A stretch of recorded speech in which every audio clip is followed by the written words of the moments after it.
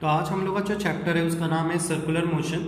और circular motion ये exam में 4 से 5 मार्क्स का आता है महाराष्ट्र बोर्ड में। तो सर्कुलर मोशन की डेफिनेशन है motion of the particle along the circumference of the circle.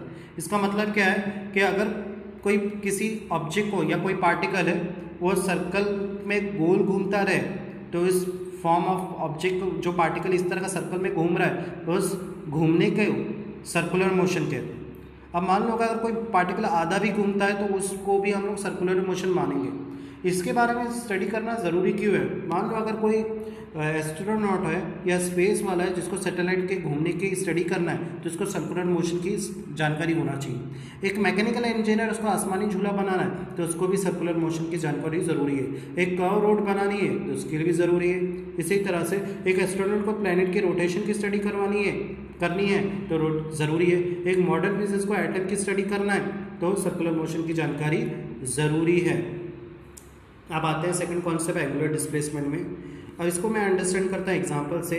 मान लो कि एक पार्टिकल है सर्कल में घूम रहा है और हर एक मीटर में हर एक सेकंड में, जैसे 1 सेकंड में 1 मीटर, 2 सेकंड में 1 मीटर, 3 सेकंड में 1 मीटर, 4 सेकंड में 1 मीटर, हर एक सेकंड में वो 1 मीटर का डिस्टेंस कवर कर रहा है। डायग्राम से तो समझ में आ रहा है, पर अगर टैबलेट फॉर्म में देखो ऐसा लग रहा है कि हर एक सेकंड में वो 1 ही मीटर पे ही है, मतलब डिस्टेंस कवर ही नहीं कर रहा है। यानी इस तरह का मेथड जो कैलकुलेशन करने का मेथड है वो गलत है। तो साइंटिस्ट लोगों ने ऑब्जर्व किया और क्या समझा कि हर एक डिस्टेंस कवर करने पर उसका जो एंगल बन रहा है सेंटर से रेडियस के बेस पर वो अलग अलग बन रहा है। तो उसके बेस पर उन्होंने ये समझा कि डिस्टेंस को अगर कैलकुलेट करना है तो एंगल बेसिस पर कैलकुलेट किया जा सकता है। अगर वो सर्कल पे मोशन कर रहा है तो उन्होंने इसमें एंगुलर डिस्प्लेसमेंट नाम रखा। अब ये तो पता चल गया कि एंगुलर डिस्प्लेसमेंट क्या है। अब देखते हैं इसको कैलकुलेट करने के लिए फॉर्मूला कैसे बनाएंगे। तो यहाँ पे जरा ध्यान दो कि यहाँ पे थीटा बन रहा है और डिस्टेंस कवर हो रहा है जिसको आर कहते हैं अपॉन रेडियस। तो theta is R upon radius nothing but my angular displacement. R क्या मेरा distance S and R is my radius. ठीक है, इसको एडजस्ट करेंगे तो S equal to R theta भी मिलेगा। यूनिट क्या है? रेडियन। इसकी कोई डायमेंशन नहीं।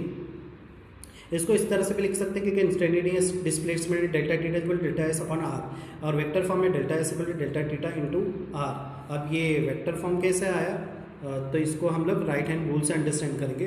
राइट हैंड थंब रूल, और राइट हैंड रूल में भी 2 टाइप है, right hand thumb rule and right hand screw rule. उससे पहले अंडरस्टैंड करते हैं कि डिस्प्लेसमेंट 2 स्केलर क्वांटिटी भी है और वेक्टर क्वांटिटी भी। स्केलर क्वांटिटी मान लो एक पत्थर से मैंने धागे में पत्थर बांधा और उसको गोल घुमा रहा, तो यहाँ पर जो मोशन होगा वो डिस्टेंस और मोशन बेस पे होगा और कोई मैग्नीट्यूड इसमें डिस्कशन नहीं होगा।